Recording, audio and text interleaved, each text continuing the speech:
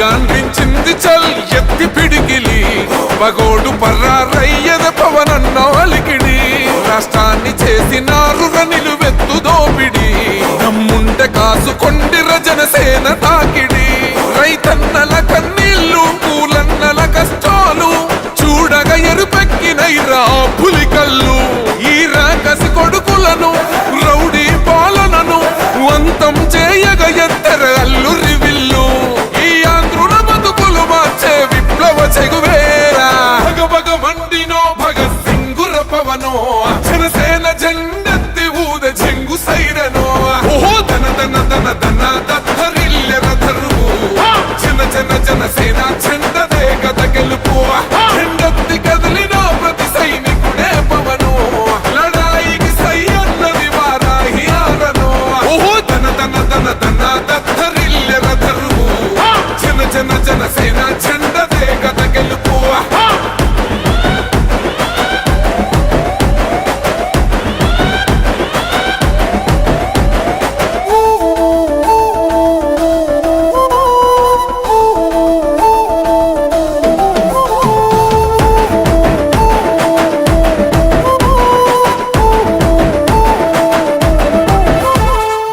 ఒక మంచి housing project కేంద్ర ప్రభుత్వం నుంచి నిధులు సేకరించి టిట్కో గృహ నిర్మాణాలు చేస్తుంటే 300 చదరపు అడుగులు ఇవ్వాలనే ఒక ఆలోచనతో రేపటి రోజున భవిష్యత్తులో కుటుంబం పెరిగినా ఎవరికి ఇబ్బంది కలగకూడదనే ఉద్దేశంతో చేస్తే అసలు విధ్వంసంతో ప్రారంభమైన ఈ ప్రభుత్వం ఎన్ని కుట్రలు చేసి ఎంతమందికి నష్టం కలిగిందో ఈరోజు మీరు చూస్తే మీకు అర్థమవుతుంది. ప్రతి చోట కూడా అమరావతి రైతుల దగ్గర నుంచి మొదలుపెట్టుకుని ప్రజావేదికని మొదలుపెట్టుకుని కూల్చడం తప్ప నిర్మాణం అనేది మాత్రం ఎక్కడా చేయలేకపోయింది ఈ ప్రభుత్వం. తెనాలిలో ప్రత్యేకంగా ఈ టిట్కో గృహ నిర్మాణం కోసం ఈ ప్రభుత్వ భూమిలో ఇంత చక్కటి ఆస్తి మనం సృష్టించాలి, కానీ ఆస్తుల్ని చెడగొట్టే విధంగా నష్టం కలిగించే విధంగా కేవలం చంద్రశేఖర్ గారు చెప్పినట్టు వ్యక్తిగత కక్షలు, ఒకరిపైన విమర్శలు చేస్తే అదొక పైశాచిక ఆనందం, దానికే పరిమితమైంది 5 సంవత్సరాలు జగన్మోహన్ రెడ్డి గారి ప్రభుత్వం. కానీ మనస్ఫూర్తిగా ప్రజలకు ఉపయోగపడాలనే ఆలోచన ఏనాడు లేదు. ఎక్కడ చూసినా పేదరికం అట్లానే మిగిలిపోయింది. పేద ప్రజలు కోరుకునే ఒక గూడు ఇవ్వాలి అనే ప్రభుత్వం ప్రయత్నం చేస్తుంటే దానికి తూట్లు పొడిచారు. పెత్తందారులకి పేదవారికి మధ్య పోరాటం, నేను పేదవాళ్ళ తరఫున నిలబడుతున్నానని చెప్పి 4 సంవత్సరాలు పబ్బం గడిపాడిన. కానీ వాస్తవంగా అందరికన్నా భూ కబ్జాదారుడు పెత్తందారు జగన్మోహన్ రెడ్డి ఈ రోజున ఆంధ్రప్రదేశ్లో ఇంత దుర్మార్గంగా వ్యవహరించి తెనాల్లో ఇంతమందికి నష్టం కలిగించి రాష్ట్ర వ్యాప్తంగా కొన్ని చోట్ల అయితే ప్రారంభమయ్యే దశలో ఆపేసి కనీసం లబ్ధిదారులకి తాళం చెవులు ఇవ్వలేదు.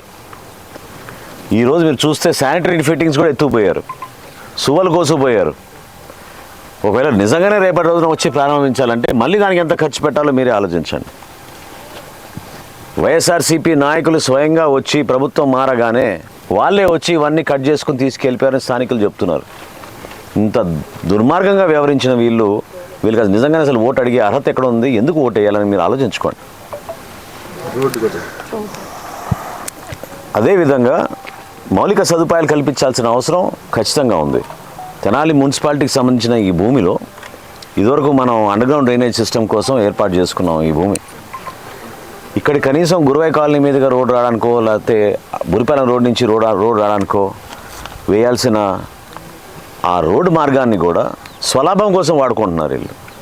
అంతేగాని ఒక ప్రాజెక్టు కోసం ఇక్కడ 1500 మంది 2000 కుటుంబాలు 3000 మంది ఉంటారనే భావనతోటి కాకుండా ఇది చూపించి మున్సిపాలిటీ నుంచి సుమారు 80-90 లక్షల రూపాయలతోటి రోడ్లు వేసుకుంటే వాళ్ళ కాలేజీల కోసం వాళ్ళ ఆస్తుల కోసం ఏ విధంగా మీరు ప్రజలకి న్యాయం చేశారో సమాధానం చెప్పాలి.